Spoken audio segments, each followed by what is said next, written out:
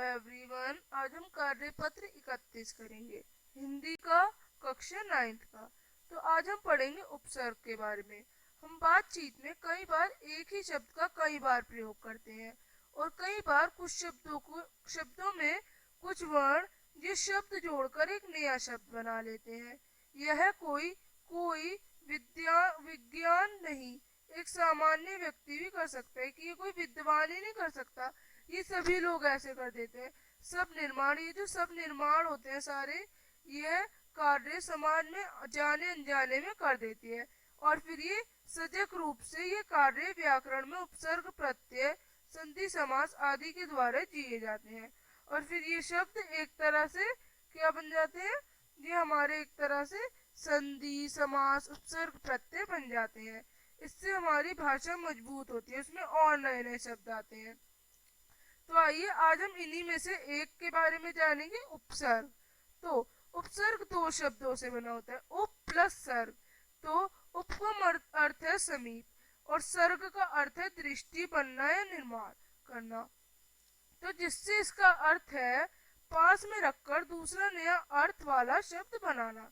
जैसे आहार शब्द के पहले प्रा लगा दे तो ये हमारा क्या बन जाएगा, प्रहार। प्रहार मतलब मारना। अब इससे पता चलता है कि उपसर्ग शब्द के पूर्व में जुड़कर शब्द अर्थ बदल लेते हैं। उपसर्ग मनुष्य की मूंछ की तरह सदैव आगे ही लगता है।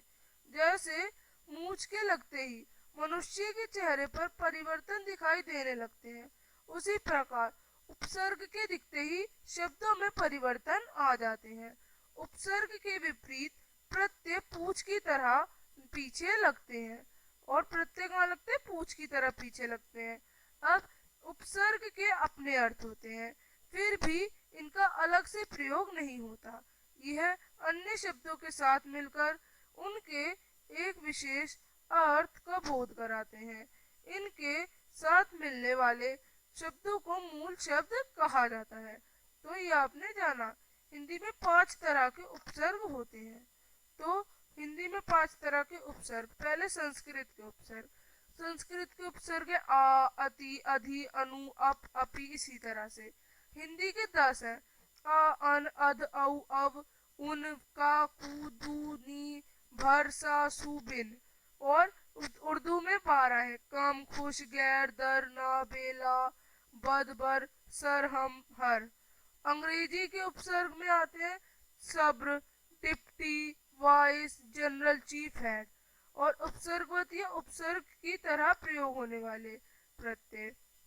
अब उदाहरण, उपसर्ग जैसे लेते हैं अन और उसका अर्थ है निषेध के अर्थ में। अब इसने कई नए शब्द बनाए, अनमोल, अलग, अनजान, अनकहा। अति, अति मतलब अधिक या ऊपर, अतिकाल, अत्याचार, अतिरिक्त, अतिशय, अनियंत, अलग शब्द बन गए। सब, अधीन या नीचे, सब जज, सब कमेटी, सब इंस्पेक्टर, इस तरह से। अब उपहार शब्द में उपसर्ग और मूल शब्द को अलग करें तो क्या बनेगा, उप प्लस हार। पराधीन शब्द में कौन सा प्रत्यय उपसर्ग है, तो हमारा क्या है, पर।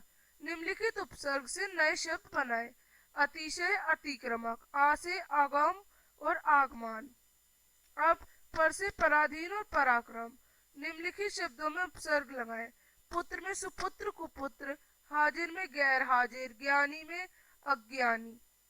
निम्नलिखित शब्दों में उपसर्ग और प्रत्यय अलग, मूल शब्द अलग करें। बदनाम, बद जमा नाम, आजन्म, आजमान जन्म। तो इस तरह से आप ये कर सकते हैं। अब हम मिलेंगे नेक्स्ट वर्कशीट के साथ, तब तक के लिए बाय।